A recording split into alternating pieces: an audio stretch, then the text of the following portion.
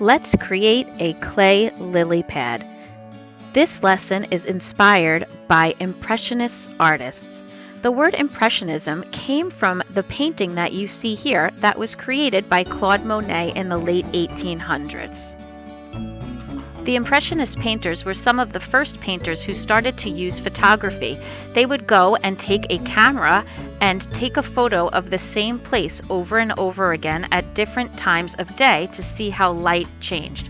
They also used their paint in a way that made big, bold brush strokes right next to each other instead of colors all being smoothly blended together. Some Impressionist painters that you might hear of are Claude Monet, Edgar Degas, and Berthe Morisot. Claude Monet is one of the most famous of the Impressionist artists, and he was a painter who worked in France, and he painted over 170 canvases in his career. Monet painted with a very loose brush stroke that almost looks sketchy. Many people did not like his work, and he was not very popular at the time, but he did not get bothered by this, and he continued painting the same way that he saw the world. He also was somebody who used to love painting outside. Monet had a beautiful pond and garden at his home in France, and during his free time, he would go outside and draw and paint the colors that he saw. At one point, he built a beautiful Japanese bridge over his pond that had lilies. He painted more than 200 pictures of these water lilies, and this is where we are getting our inspiration for our clay sculptures. Today, we are going to be creating the lily pad as the first part of our sculpture. To begin, you're going to need several supplies. You will need a lily pad template and a black Crayola marker, a slab of clay, some texture tools, a little cup of water, and a stick, as well as a piece of paper for your name tag. To begin, you're going to want to write your name on the name tag, and this is going to be important so that we can know whose project is whose once the class is over. The next step you're going to take is to use your black marker and trace along the outside edge of that lily pad. Because this is a water-based marker, once you flip this piece of paper over and put it onto the clay, you're going to rub over that marker line, and the moisture from the clay is going to activate the ink in the marker, and it's going to create a transfer.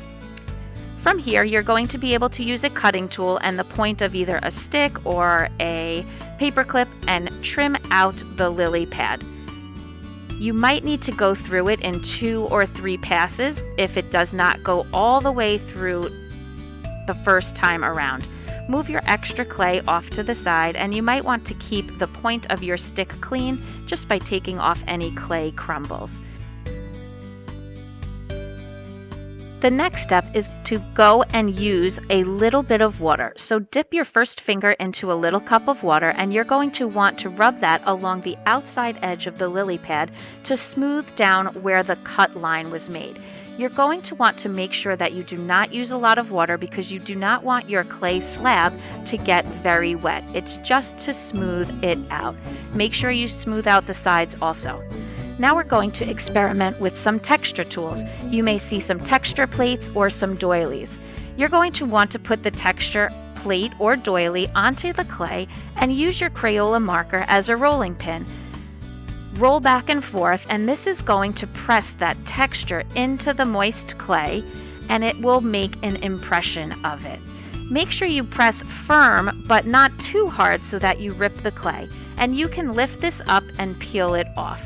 If you decide you like it, that's great. You can move on to the next step and smooth out the edges again.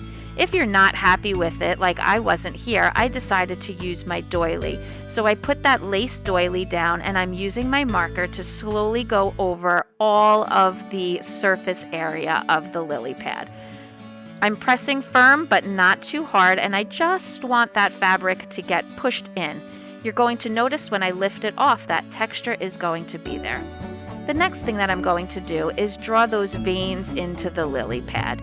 I'm using a stick, and I want to press with a decent pressure but not too hard because I'm not looking to push or break the clay. I'm just looking to carve into the surface. Once again, I'm going to use a little bit of water on one finger and smooth out any of those little cuts that I made or the carvings, and if there happen to be any little clay crumbles that are on there.